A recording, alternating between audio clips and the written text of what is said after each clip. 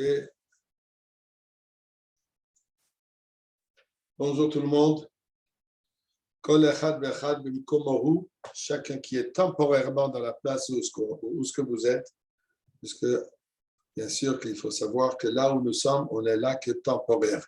Même si on habite à Yerushalayim, ça aussi ce n'est qu'une situation temporaire, puisque on attend Yerushalayim à Benouya, Yerushalayim tel que ce sera au temps de la Goula. Et c'est fort possible que, d'après ce qu'on a étudié il y a quelques semaines, comme il y a marqué, que d'après une opinion, le Rebbe rapporte que ce qui est aujourd'hui Yerushalayim deviendra le Beth Amikdash, tout Eretz Israël deviendra Yerushalayim. Alors, si tout Yerushalayim deviendra Beth Amikdash, alors on ne pourra pas tous habiter au Beth Amikdash. Pose la question, qu'est-ce qui deviendra avec toutes les maisons, tous les immeubles qui sont à Yerushalayim? Comment ça va se déplacer? Non, ce sera un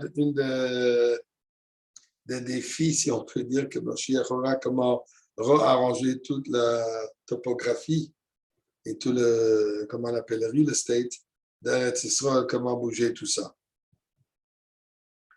Mais comme on a vu la fois dernière que le mont Carmel a mérité d'arriver en Eretz Israël puisqu'il est venu dans le désert pour Matan Torah, alors si, comme le Rebbe dit, si on peut déménager toute une montagne, alors on pourra aussi déménager toutes les synagogues, et si on pourra, comme le Rebbe rapporte, que toutes les synagogues qui sont dans le monde entier deviendront part du Beth Amikdash, alors si toutes les synagogues peuvent bouger, alors il va pouvoir bouger aussi tous les immeubles qui sont aujourd'hui là où ils sont. Donc, comme ils disent, whatever may be, quel que ce soit, une chose que ce soit déjà qu'on mérite déjà tous d'arriver Mokomo à la place finale qui est Yerushalayim, avec Mashiach à côté, près du Beth Amikdash. Nous voyons quelque chose de remarquable les dernières années. Pas le nombre précis, mais de plus en plus, le concept de recyclage est une réalité. Je ne sais pas comment ça se passe en Israël, je ne sais pas comment ça se passe en Europe et en France, mais ici, à un certain moment, jusqu'à date d'ailleurs, il faut même trier les ordures, il faut les trier. Qu'est-ce qui rentre dans le recyclage, qu'est-ce qui rentre pour jeter, et même dans ce qui est jeté, il y a aussi, à Montréal, pas tellement, ils ont essayé de le faire, mais je sais qu'à Toronto, il faut avoir des différents endroits où on met les sacs, on met la nourriture, on met ci, on met ça. Tout un système de triage des ordures, d'une organisation pour les ordures. Et ensuite, il y a le concept de recyclage. Qu'est-ce qui se passe? C'est quoi cette idée de recyclage? L'idée de recyclage nous enseigne qu'en réalité, que tout ce que Dieu a créé a une valeur. Dans le temps, on avait l'habitude de tout jeter. C'était, en anglais, ils appelaient ça the throwaway generation. La génération qui a pris l'habitude de tout jeter. En Israël, je ne vais pas rentrer maintenant dans le dilemme qu'ils ont mis une grande taxe là-dessus, ce n'est pas de ça ce que je veux parler, mais Chad Pa'ami. Qu'est-ce que ça veut dire Chad Pa'ami? Qu'en réalité, ça n'a pas vraiment de grande valeur. C'est quoi? C'est juste une valeur que je peux utiliser maintenant, une fois que j'ai fini son utilisation. Goodbye, Charlie. Je te rejette, je te renvoie, j'ai plus besoin de toi, je te renvoie. Donc, ce qui connote l'idée que la chose pour elle-même n'a pas de valeur. Elle n'a pas de raison d'être, autre que le fait que maintenant j'ai besoin d'elle. Quand je dis recyclage, qu'est-ce qu'on dit? Qu'en réalité, même après avoir utilisé pour son usage apparent, il y a quand même encore une valeur là-dedans. Et si on va chercher loin, on va voir encore des plus grandes valeurs. Moi, je vois ça dans l'idée de de la Géoula. Dans quel sens? D'après comme le Rambam nous explique. Géoula, première étape, va représenter la perfection de tout. La perfection d'abord de nous, d'êtres humains, ainsi que d'une certaine manière, certaines étapes, la perfection du monde entier. La perfection, comme nous savons qu'il y a le minéral, le végétal, l'animal et l'être humain, un supérieur à l'autre. C'est le minéral, la pierre, l'eau, la poussière, la terre, qui sert, qui supporte, qui est soumis à l'animal. L'animal se nourrit, l'animal dépend de ce qui est plus bas d'elle.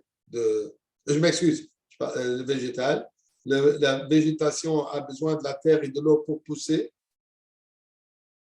Le végétal nourrit, advient aux besoins de l'animal, et l'animal advient aux besoins de l'être humain. Tel qu'on appelle ça, ce qu'on appelle the food chain, je crois que ça s'appelle en français la ligne de nourriture, quelque chose comme ça. Spirituellement, ça a aussi le même concept, que le niveau le plus bas, c'est le minéral, l'objet dans lequel on ne voit aucun signe de vie apparent. Cette même pierre, elle peut être posée à un même endroit depuis le déluge. J'aurais dit même avant le déluge, mais durant le déluge, les choses ont bougé. Alors, il y a une pierre qui est possible, un rocher qui se trouve à un certain endroit. Depuis Briat Haolam ou depuis le Maboul, elle est dans le même endroit, elle n'a pas bougé, n'a rien fait. Et ça ne bouge pas. Mais qu'est-ce qui se passe? Elle existe. Au-delà, nous avons les plantes, le végétal. Là, on voit déjà ça naît, ça change, ça meurt, ça pousse, ça s'agrandit, ça s'arraptit. On voit ici un changement, une énergie divine vibrante. Bien sûr que chez l'animal, ça se manifeste encore plus. Ça fait du bruit, ça a des émotions, ça a des instincts. Pas d'intelligence, mais ça a quand même une sorte d'instinct. Finalement, l'être humain, particulièrement Am Israël, là nous voyons l'âme divine, maintenant aussi le Nefesh Abahamit, Nefesh Elokit, Nefesh Sichlit, Nefesh Tivid, tout dépendamment les termes qu'on va utiliser pour les différentes sources de vie de la personne, mais tout cela est une réalité.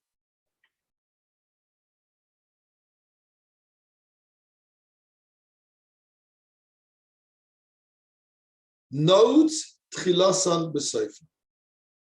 Il y a un concept dans la Chassidut, dans la Kabbalah, Note Trilasan Besoif. Le début est relié avec la fin.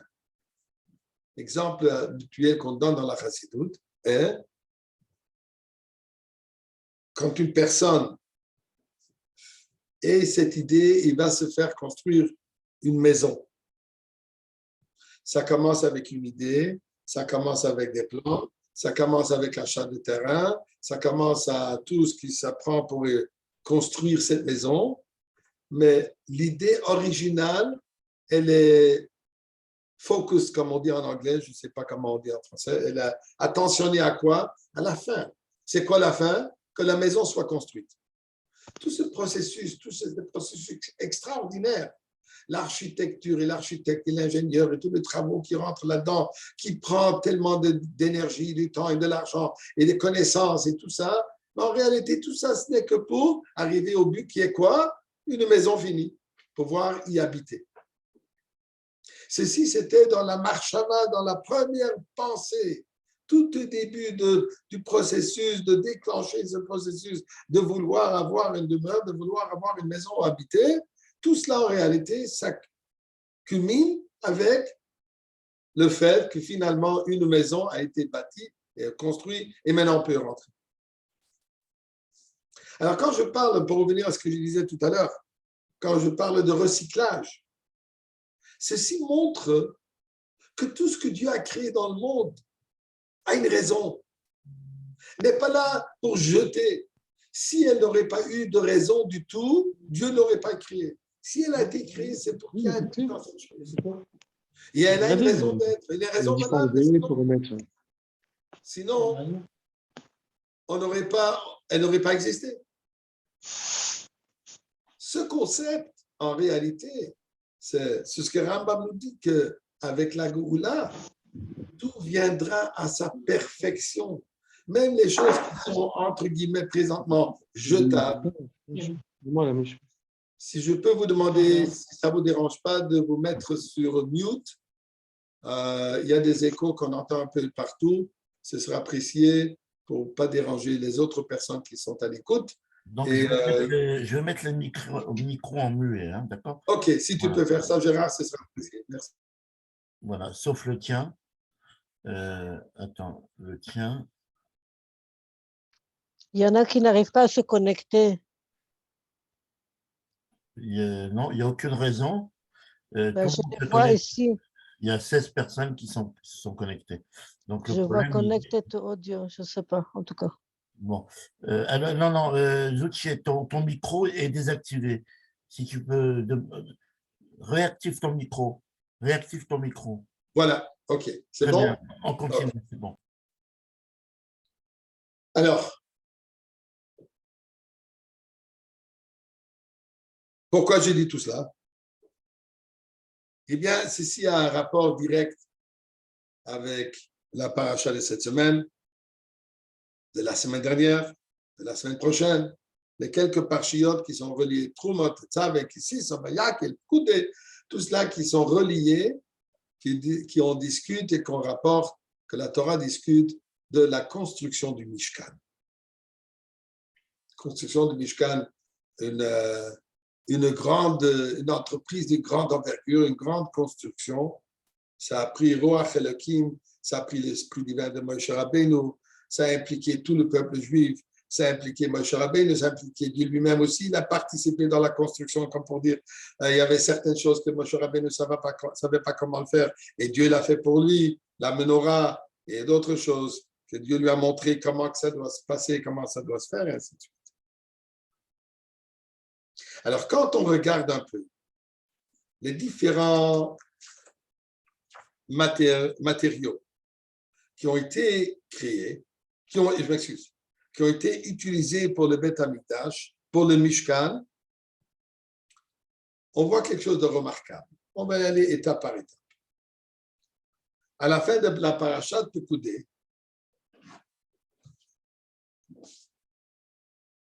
où la Torah donne un compte rendu, je m'excuse,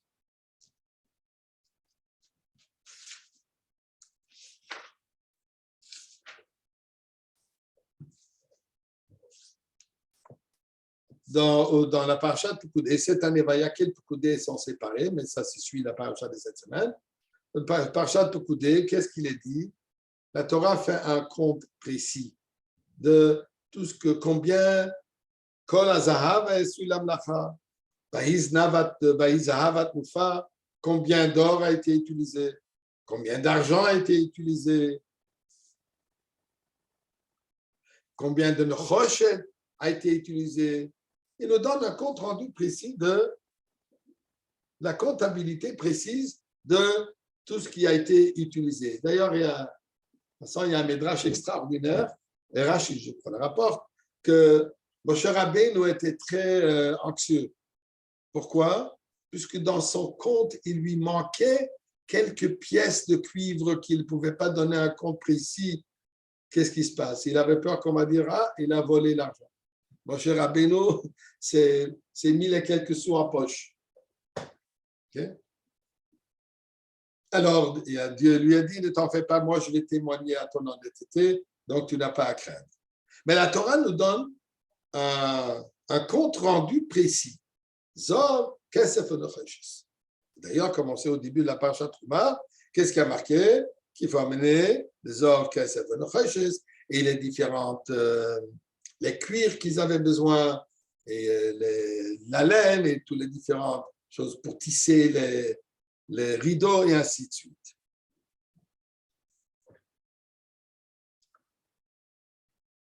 Le premier, le Mishkan, que Moshe Rabbeinu a construit dans le désert, alors comme on vient de dire, principalement Zov, Kesef et Nefesh. Ces matériaux-là. Et ensuite, qu'est-ce qu'ils ont utilisé pour la construction elle-même? Zov, Kesef, ça c'était pour embellir, c'était pour les ustensiles, mais pas pour la construction elle-même. Pour la construction du Mishkan, il y avait les Hatzei Shittim, les bois acacia ou les bois de cèdre. Pour ouvrir et fermer une parenthèse, intéressant pourquoi ça s'appelle Hatzei Shittim. D'ailleurs, il n'y a même pas un mot comme ça. Il n'y a pas un bois qui s'appelle Hatzei Shittim. Le Midrash de nous dire que Rashi le rapporte dans le fromage, d'où est-ce qu'ils ont eu ces bois. On a marqué que Yaakov Avinu, quand il est arrivé en Égypte, il a dit aux gens, il a dit à ses enfants qu'il faut planter ces cèdres-là. Pourquoi? Puisqu'en sortant des Mitzrayim, vous aurez besoin de ces arbres.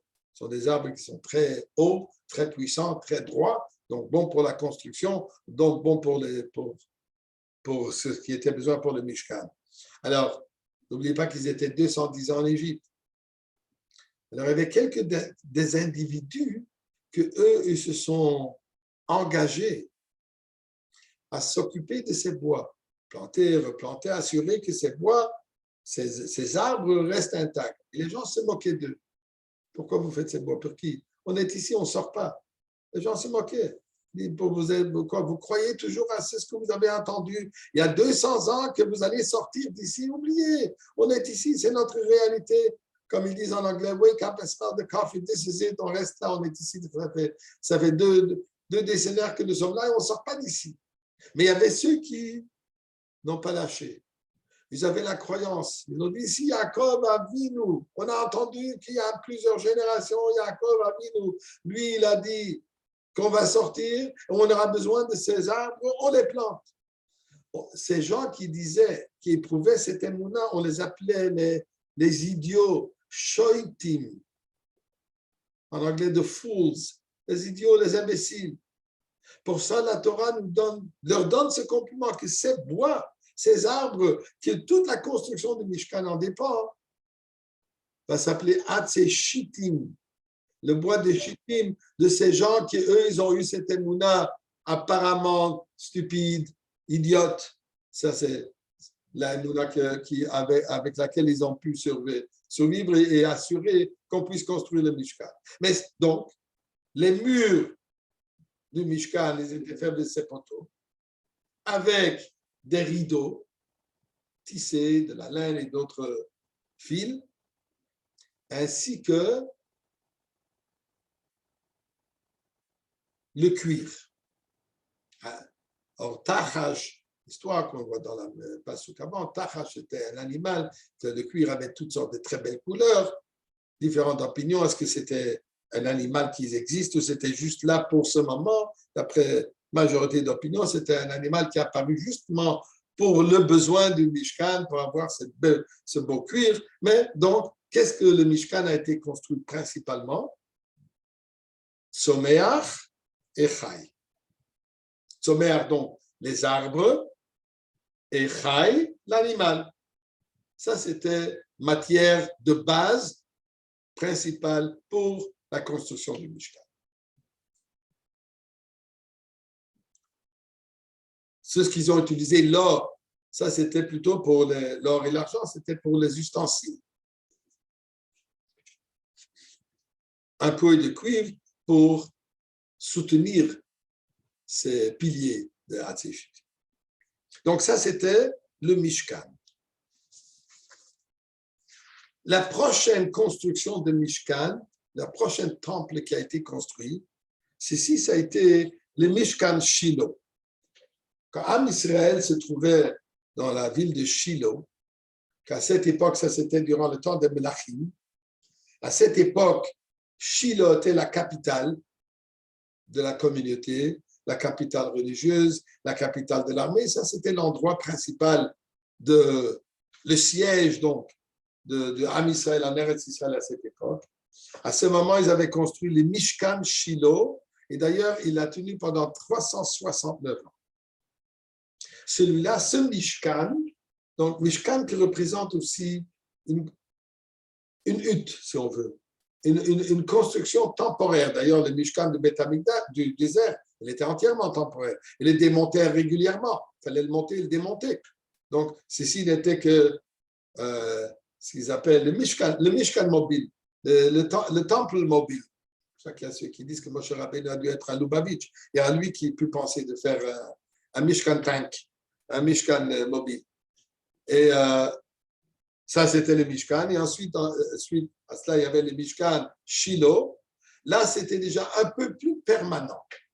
Dans quel sens? Les murs, ils ont été faits de pierre.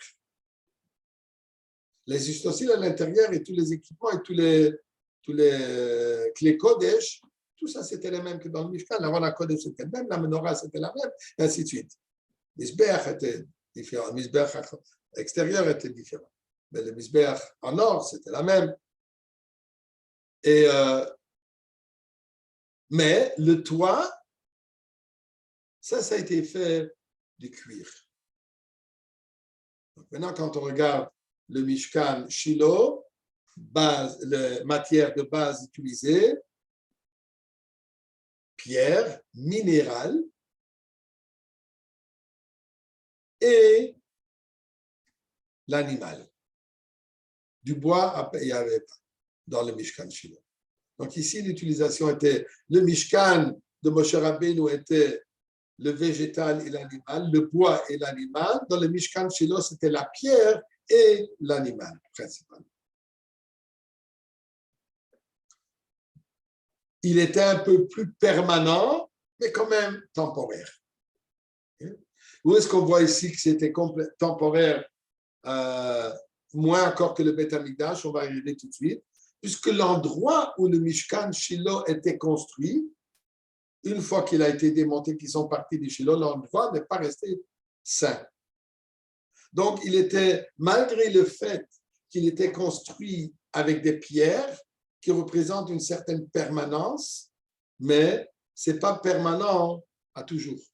L'endroit n'est pas resté, ni les pierres, ni l'endroit est resté sain.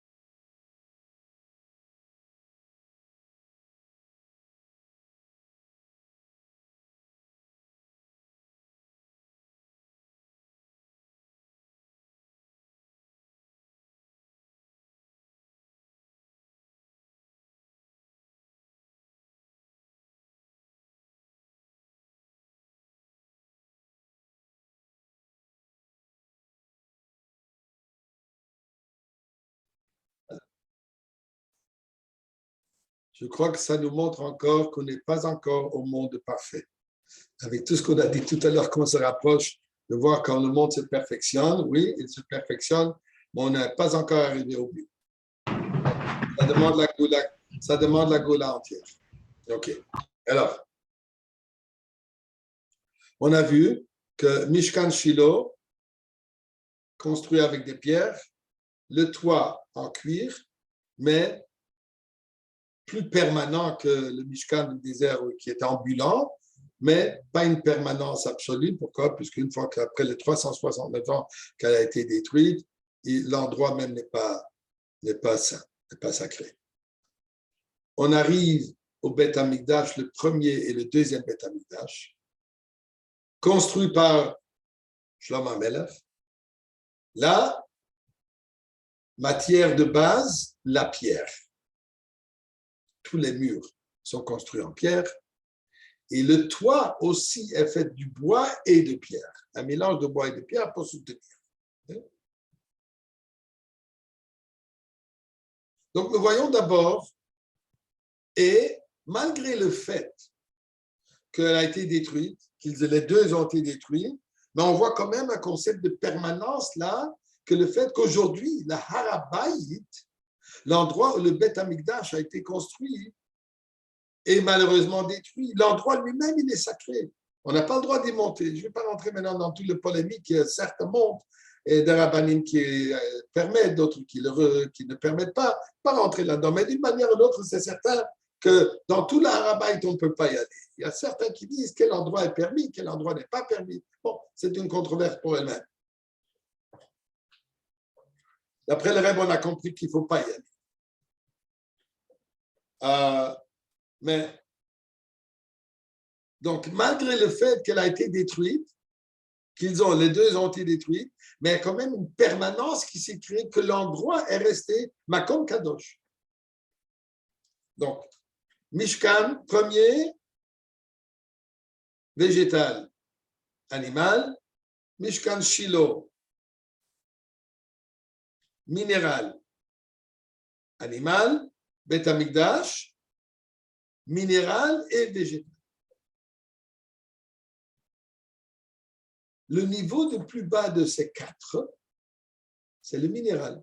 Qu'est-ce que ça veut dire le plus bas? Comme on a dit au début, que c'est l'endroit, c'est l'objet dans lequel on voit le moins de présence divine. On voit le moins d'énergie divine, on voit le moins ici qu'il y a un créateur. On pourrait penser que ça existe de soi-même. Bien sûr, une personne qui commence à réfléchir réalise que le fait même qu'il existe, qu'elle tombe pas en miettes, qu'elle ne disparaît pas, ça prouve qu'il y a un créateur, ça prouve qu'il y a quelqu'un qui le tient en existence. Mais on ne voit pas de mouvement, on ne voit pas de vie vibrante. Tout cela, l'être humain, particulièrement nous, notre mission, elle est quoi? De transformer, d'élever, de purifier,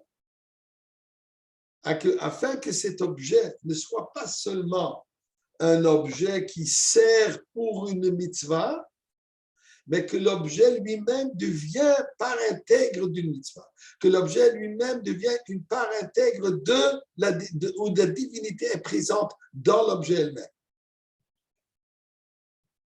Par exemple,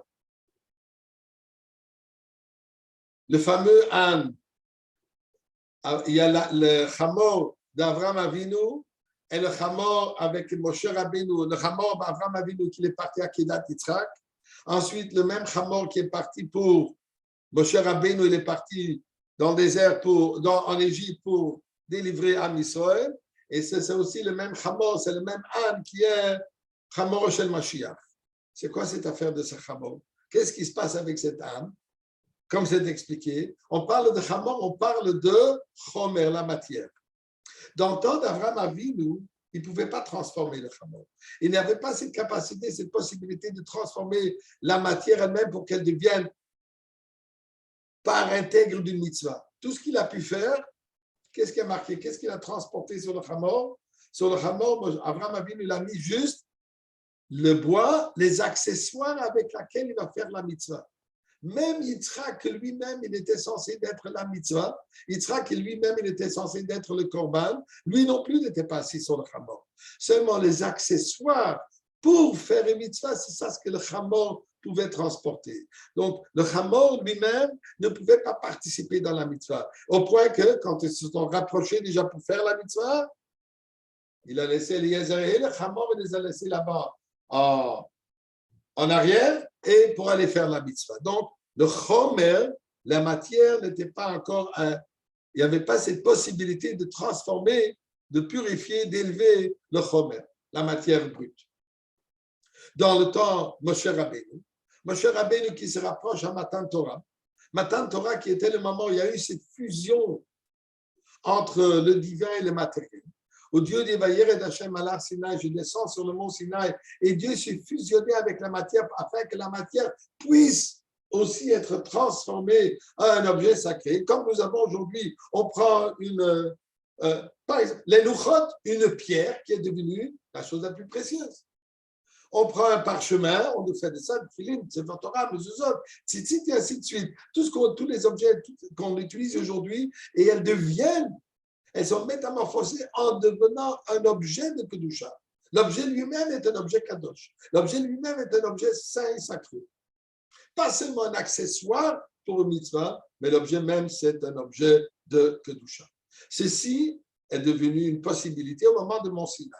Donc, mon cher Rabbeinu, que lui, il a déjà vu Dieu dans un objet physique, il a vu ça dans le buisson ardent, il a vu déjà d'une certaine manière cette fusion entre la divinité et le monde matériel, le haut et le bas, comme il est dit dans la Kabbalah, et Léonim de Tartonim.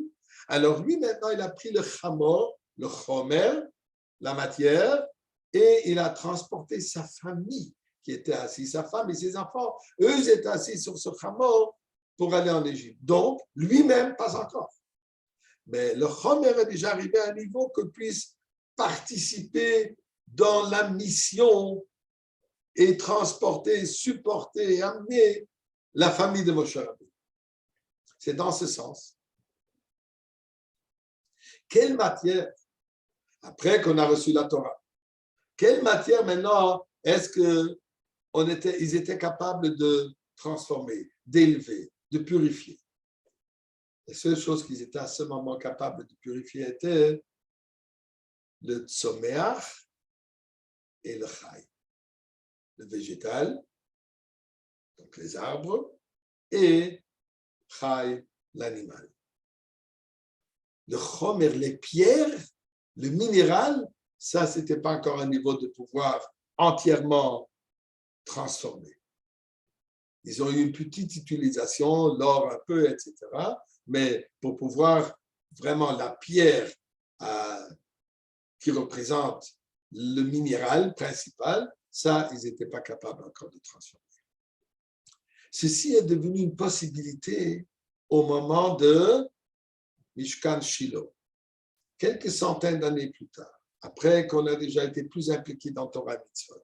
On a déjà atteint un niveau où le monde matériel était prêt que même la pierre puisse être transformée, que même la pierre puisse aussi déjà devenir un Mishkan, mais toujours temporaire. Qu'est-ce que ça veut dire temporaire?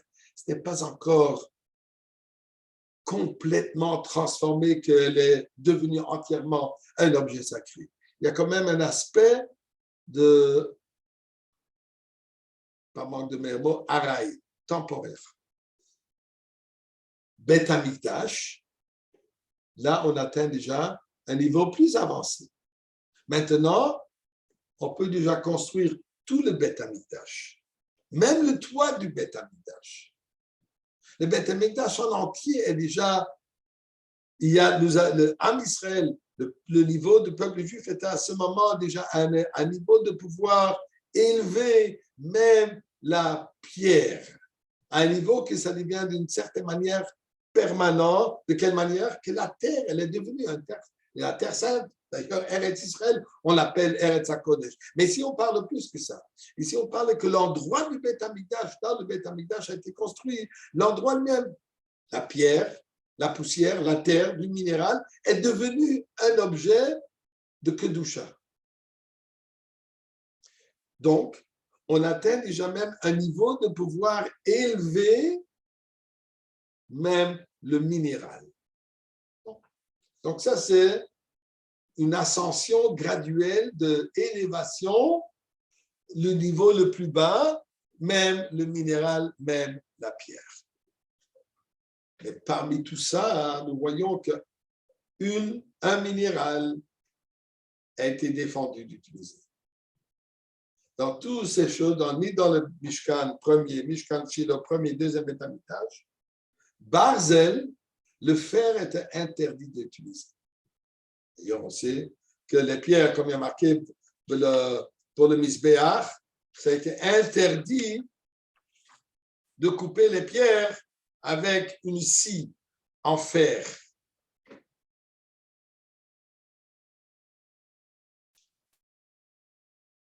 Ainsi que les pierres du Beth Amikdash, ne pouvait pas les couper avec une scie. Il y avait, miraculeusement, il y avait le chamir, cet insecte qui a apparu tout à coup. Là aussi, il y a une question si c'était une apparence, qu'elle a apparu particulièrement pour le temps que Shlomo HaMelech avait besoin, mais en général, ça n'existe pas. Ou alors, c'est quelque chose qui existe, mais on ne le connaît pas. C'est perdu quelque part dans les océans. Mais peu importe, au moment où Shlomo HaMelech avait besoin pour tailler, pour couper ces pierres énormes que vous avez certainement vues à la visite à Yerushalayim, le Kotel, le tour qu'ils font là-bas autour, dans le Kotel en bas. Quand on regarde ces pierres, c'est impressionnant. Je crois qu'ils ont dit qu'il y a une pierre qui pèse 20 tonnes de kilos, 20 tonnes pour la pierre elle-même. Elle a 20 mètres de longueur et 1,5 mètre de profondeur, un cube. Et comment est-ce qu'ils ont coupé? Alors ça, c'était le chamir, le fameux chamir. Le chamir a cette capacité de pouvoir couper des pierres. Toute une discussion si ce sont les dents qu'elle a ou si c'est une vue comme une sorte de laser. Il y a plein de discussions là-dedans, mais je ne vais pas rentrer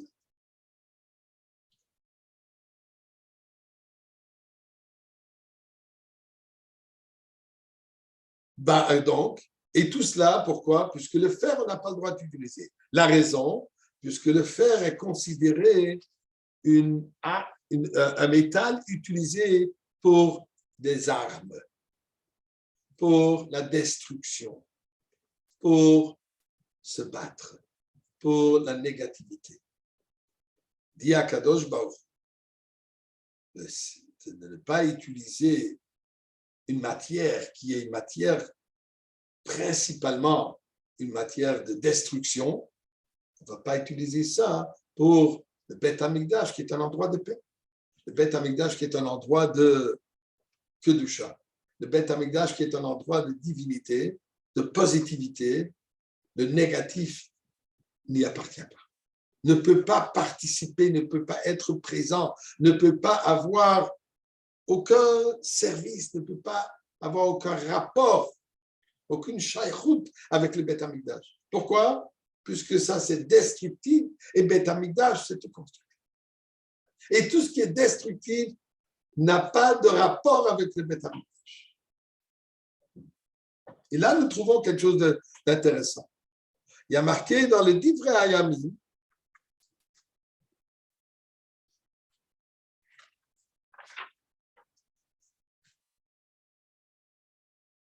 dans le Divrei Hayamim, il rapporte que David Amelech, c'était lui qui a préparé toutes les matières, toutes les choses qu'ils auront besoin pour la construction du Beth Amikdash. Okay? Nous savons que Dieu lui avait dit, étant donné que tu étais guerrier, il va falloir que ton fils Shlomo va les construire, mais ça t'attend entièrement à ton mérite. Au point que quand le Beth Amikdash était prêt, les portes ne s'ouvraient pas jusqu'à que Shlomo Amelech a invoqué David Amelech, la mémoire et le mérite de David Amelech, là, les portes se sont ouvertes. Étant donné que lui-même, malheureusement, à son époque, il fallait qu'il soit guerrier, donc il ne pouvait pas, lui, physiquement, construire le Beth Amikdash. Mais lui, il a tout préparé. Tous les besoins, les pierres, tous les objets, tous les matériels et tout ce qui était nécessaire, les plans, tout ça a été préparé. Les plans, je ne suis pas sûr, je m'excuse, mais tout ça a été préparé par David Amelech. Parmi les choses qu'il a préparées, il y a marqué Achinot Beit Eloki, j'ai préparé pour la maison de Dieu. Hazahab, le Zahab, Vakesef, le Kesef, l'or, l'argent, Vanechoshet, le Nechoshet, et le cuivre pour le cuivre, et Habarzel, la Barzel, le fer. Et il rajoute, ou Barzel, combien il a préparé, Mea Elef Kikrim. 100 000 kikars, une quantité immense. D'ailleurs, il a marqué à l'autre endroit, il a préparé autant le roche de le Barzel, En Mishkal, qui n'a même pas de compte, il y a eu tellement.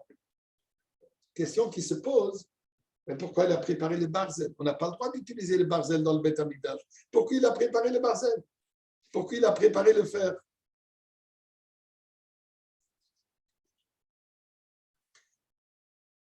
Alors, il y a différentes explications. Le Rambam veut dire que ça a été utilisé pour pouvoir utiliser pour faire certaines kélim. Il y a d'autres qui disent que ça peut être utilisé pas pour le Beth Amikdash même, mais pour les jardins autour, pour les murs extérieurs qui ne font pas part du Beth Amikdash. Mais le Rebbe, dans sa Go'onut de simplicité. D'ailleurs, il y a, comment il s'appelait, Rabbi Yoshua Soloveitchik, un Gaon dans ses propres droits, comme pour dire. D'ailleurs, je ne sais pas si vous avez vu, mais le grand Yud Shvat Agadol, quand il y a eu le Sim Sefer Torah, il y a au milieu du Fabrengen, on peut voir ça comme le Rebbe se lève, il reçoit Rabbi Yoshua Soloveitchik. Ce n'est pas souvent que le Rebbe va se lever pour quelqu'un, surtout au milieu du Fabrengen, et le recevoir. Le Rebbe l'a donné tellement du kavod. Il avait une relation encore depuis la France. C'était un gaon extraordinaire. Un jour, il a dit, où est-ce qu'on peut voir le génie du Rebbe? On peut voir le génie du Rebbe dans la simplicité, de sa manière comment il présente un sujet de Torah, dans toute sa simplicité. Ça, c'est la vraie Go'onut. C'est ça le vrai génie. Pour faire les choses compliquées, pour faire les choses avec toutes sortes d'explications et de pilpolim, ça, tout le monde est capable de faire. Mais de mettre les choses, d'étaler les choses dans une simplicité, ça, c'est la vraie Go'onut. Alors, le Rebbe, dans sa Go'onut, répond à cette question. Il dit, c'est pas compliqué. David Amelech a préparé ça pour le 3e Beth Amikdash. C'est vrai, le 1er et le 2e Beth Amikdash, là, il n'y a pas eu du fer. À cette époque, on ne pouvait pas utiliser le fer. Mais pour le 3e Beth Amikdash, on peut utiliser le fer. Pourquoi? La raison pourquoi on dit qu'on ne peut pas utiliser le fer est pourquoi? Puisque le fer est un métal destructif. Le fer représente la mort. Le fer représente des armes. Et puisqu'on en parle, prions à Kadosh Baruch Hu que tout ce fer qu'ils ont amassé là-bas en Ukraine et en Russie, que tout cela soit tout de suite s'évaporise et devient tout ça un moment de paix et pas de shalom de guerre. Et on prie pour nos chers frères dans cet endroit, qu'il n'y a aucun mal qui les arrive, qu'ils soient en sécurité et que tout soit bon. Mais ça, c'est la réalité du Galout. Dans le temps de Galout, il y a des guerres, malheureusement. Mais dans le temps de la Goula, qu'est-ce que le Rambam nous décrit? Il n'y a pas de jalousie, il n'y a pas de discorde, il n'y a pas de dispute, il n'y a pas de guerre. Comme le prophète dit, les épées vont être transformées en pioches. Qu'est-ce que ça veut dire? L'utilisation de fer que présentement est utilisée comme une épée, une arme, dans le temps de la Goula, ça va être transformé en objet une pioche, un objet pour aider le bien-être de l'être humain, pour que ça soit utilisé d'une manière positive, et que positive. Aujourd'hui aussi, on peut utiliser le fer pour des bonnes choses, mais elles peuvent être utilisées pour les deux. Dans le temps de la Goula, il n'y aura pas du tout de guerre, il n'y aura pas du tout de conflit. Donc, le métal, le fer, il n'y aurait plus de raison pourquoi ne pas pouvoir l'utiliser dans le Beth Amikdash Shlishi. David Amelech, il a vu ça alors. David Amelech, il a déjà vu le temps de la Goula. David Melech Israël Chaim et Kaya, Mashiach ben David, lui, il voit déjà la Goula finale dans laquelle le fer va pouvoir être utilisé. Et c'est pour ça que David Amelech, lui, il a préparé le fer aussi. Il n'a pas seulement préparé pour le 1er et 2e Beth Amikdash, qui savait que malheureusement, après 410 ou 420 ans, le premier 410, le deuxième 420 seront détruits. Il dit non, moi je le prépare pour quand? Pour que le Beth Amikdash Shlishi, qui sera le Beth Amikdash éternel à tous les niveaux. Pas seulement la terre sur laquelle il y avait le Beth Amikdash resté saint, mais tout objet sera parfait. Ce que je disais tout à l'heure par rapport à la perfection de l'objet. Le recyclage, c'est-à-dire qu'il y a une perfection dans tout, il y a un utilisage. Même le minéral le plus bas, le minéral qui est le fer, le fer qui en principe jusqu'à présent a été utilisé pour un comportement, pour un outil destructif, dans le temps de Beth Amikdash, ça atteindra sa perfection et ne sera utilisé que pour une chose positive. Il n'y a pas de raison pourquoi ne pas pouvoir l'utiliser dans le Beth Amikdash Ashlishi. Alors, dans le Mishkan Shiloh, dans le Mishkan du désert de Moshe Rabbeinu, dans le Beth Amikdash Arishon Ishini, où le monde n'était pas encore parfait, là, cette matière, le fer, est interdite. Mais maintenant que nous avons la Goula imminente, et nous allons avoir le Beth Amikdash Ashlishi, et nous allons nous retrouver dans le temps, comme le Rambam décrit, le temps de la paix absolue, la perfection de tout.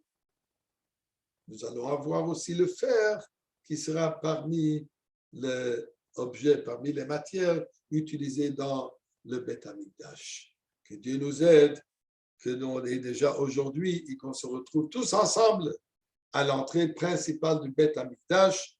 Et là, nous allons entendre la Torah Hadasha, la nouvelle dimension de la Torah qui nous sera remise par le Rebbe Melech HaMashiach. Et tous les problèmes qui existent aujourd'hui vont disparaître encore beaucoup plus vite qu'ils sont venus. Rendez-vous au Beth Amikdash, tout le monde. Amen.